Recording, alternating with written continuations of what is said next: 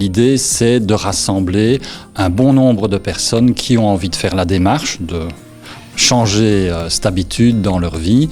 Et pendant 5 soirées d'affilée, on va se voir et on va accompagner ces personnes-là dans ce changement. À partir du moment où on est là avec une centaine d'autres personnes autour de soi, il y a quelque chose qui change. On n'est plus seul. Il y a une dimension psychologique.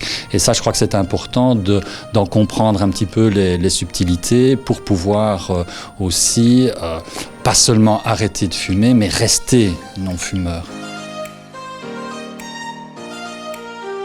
Il va y avoir toute une série de réactions, de manifestations qui peuvent faire peur. On se demande, mais qu'est-ce qui se passe? Le premier signal, c'est de la nervosité. Ça ne va durer que fortement quelques jours. Et c'est la raison d'ailleurs du plan de 5 jours. On va accompagner les personnes pendant le premier choc.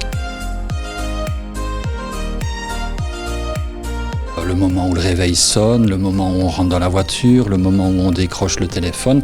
Et chacun de ces gestes était associé à la cigarette. Et bien ça provoque ce qu'on appelle un réflexe conditionné, un automatisme qui fait que quand le fumeur se dit « ok, ça va aller, je ne veux plus de ma cigarette », quand il se retrouve dans ces situations où il y a le déclencheur, il va avoir envie de fumer.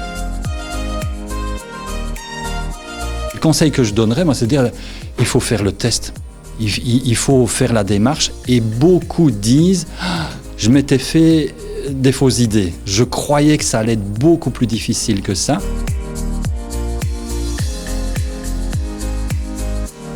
J'avais déjà essayé plein d'autres méthodes pour arrêter de fumer. J'avais essayé la cigarette électronique, j'avais essayé par moi-même, plein d'autres méthodes et jamais ça n'avait marché. Ça dure 5 soirées, on parle avec des tabacologues, il y a des gens qui viennent nous expliquer les effets de la cigarette.